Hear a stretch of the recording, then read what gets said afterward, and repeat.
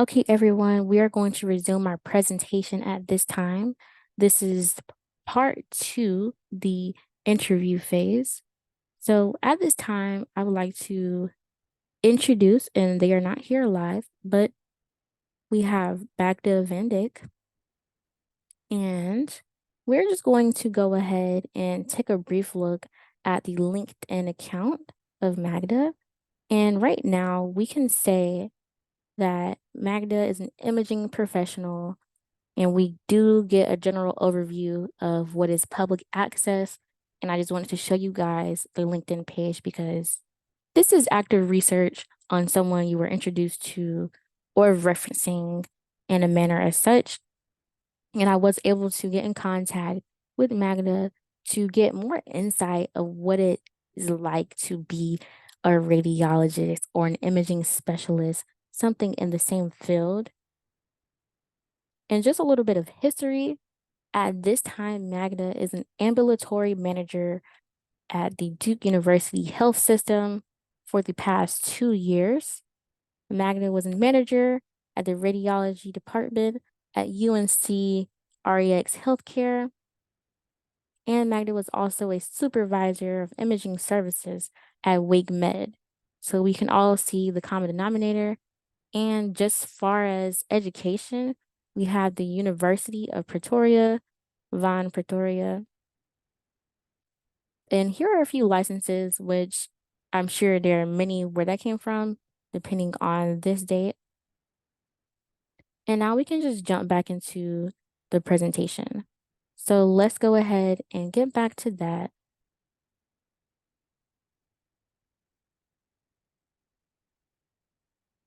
All right. And now that we have a little bit of background knowledge regarding Magda, I would just like to jump in and give my perspective of high school me.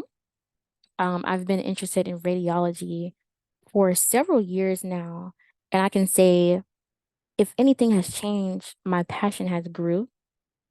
And I did meet with Magda at that time, just reaching out and being a curious student.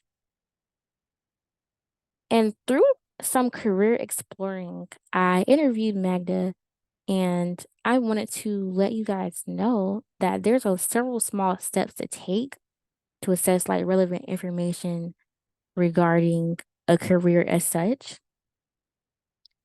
And at this time, Magda let me know that at the time she was working there, as 8 years had passed, um, COVID-19 circumstances were present, and the amount of radiologists on site had decreased. And some of them were working remotely, some were just absent, and some were just still on site but not as active. And I learned that I should be prepared to take on extreme measures of long work hours and dedication towards this career. It can seem tedious to others who are into other occupations or different specialties. And I would have to be motivated, focused, and detail oriented to make sure I can tolerate this career. And I'm prepared for that as well. I'll also make the right sacrifices necessary to make sure that I'm on the right track when it comes to earning the title as a doctor or having the responsibility to care for others in any way, shape, or form, regardless if it's a surgeon, an anesthesiologist, labor and delivery. But for me, it's radiology. So Magda is inspired by her interests while assisting providers and seeing results in patients. Those two were the key things that seem to inspire Magda, and that could be even over time in general or just day to day after seeing those daily successes.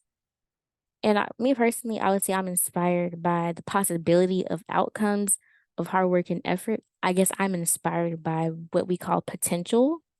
But for me, seeing my own potential is like I'm already seeing it happen. Now, seeing progress in other people's work may also inspire me.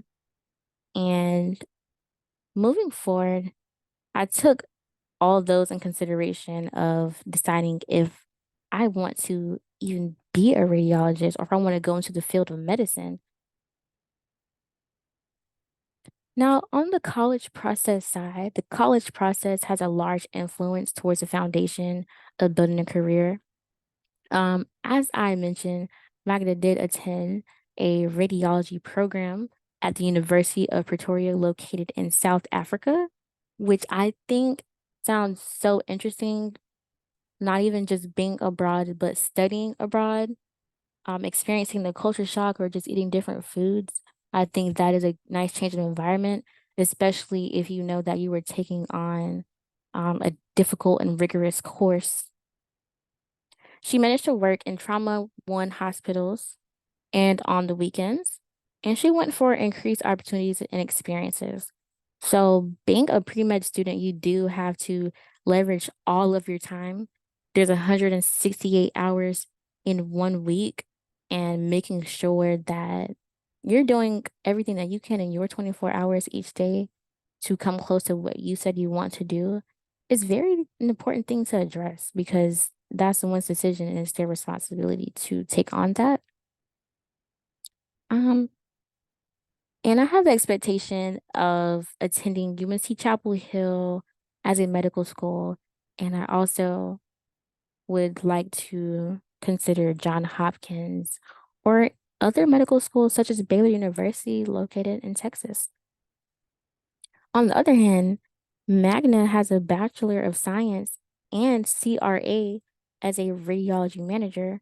This shows a different range of positions that require different degrees and in being organized and participating in different organizations, freestanding programs, and being in such a nurturing process. And I would just say some people may gravitate away from such a rigorous course layout or pathway, and others can say that is a very rewarding experience. I can't say that yet, but I know that I will be able to say that. And then I'm just gonna say, regardless of my future success, I know that I do want to be in the medical field. I've already stated my ability to be open-minded whenever it comes to my career aspirations. And if I decide not to be a radiologist, I can also consider being a pharmacist, a surgeon, or anything of that nature.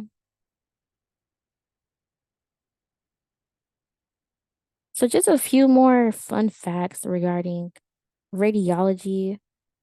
As of 2019 statistics, the average median pay of a radiologist is around $30 an hour, and the median salary can be $62,280 a year. And just from saying that, we can even make a quick Google search, and I'm sure that number has changed significantly. And I actually do want you guys to pull out your cell phones and even take a look at the salary ranges for radiologists. And the first thing that may come up is a radiation therapist or a radiation technologist. But there's so many subspecialties in the field of radiology. You have to be specific when you're completing research as such. And that just gives a foresee or just forcing the future. Now, still speaking as a student, we can still consider these other college options, such as UNC Chapel Hill, Duke University, Cabarrus College of Health Sciences, which are all three colleges here in North Carolina that offers majors in radiology. Now, with UNC Chapel Hill, the acceptance rate is 31% and the completion rate is 90%. And the in-state tuition ranges. We don't have to get into those details because different financial standpoints vary. Some people can be covered from financial aid or external scholarships, or some people choose to do payment plans just based on what is available for that particular person. Duke University is on one of the top rated schools in North Carolina, and the acceptance rate is 11%. This school is extremely competitive to get in, as we can just hear from those statistics. And the completion rate is 95%. And as for Cabarrus College of Health Sciences, which is another great college recommended for the major in radiology. It's less competitive, but it accepts students with an average GPA around 3.21. And I would still say apply for all three if you're interested in radiology. You can apply this to other aspects, such as if you're interested in any other specialties, like whether it's medicine or law or any other tracks, definitely consider different options.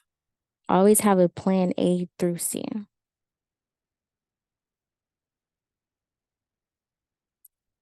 So moving forward, I would just like to recap um, the ability to even reach out to a professional who is currently working in the field and has over a decade of experience, and even working in the background as a manager or as a lead position.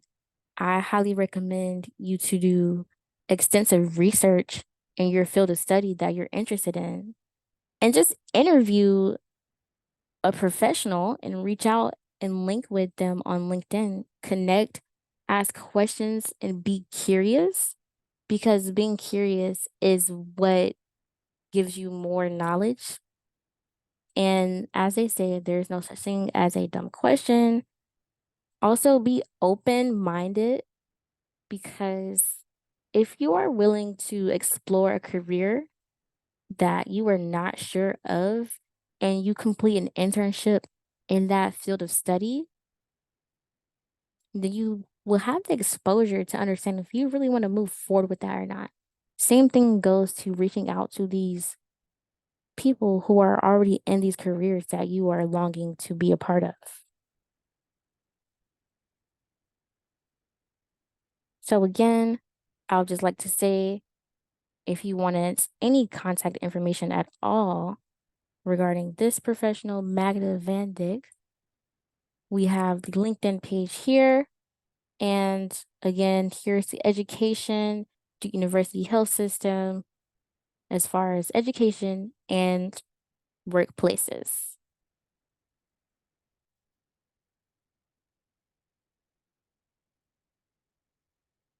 All right. So, as far as this section of the podcast, we are going to go into another pause as we approach part three. And I just want to tell you again to go ahead and grab a snack or drink. And thank you so much for watching so far or just tuning in and listening. I really appreciate it and enjoy these images.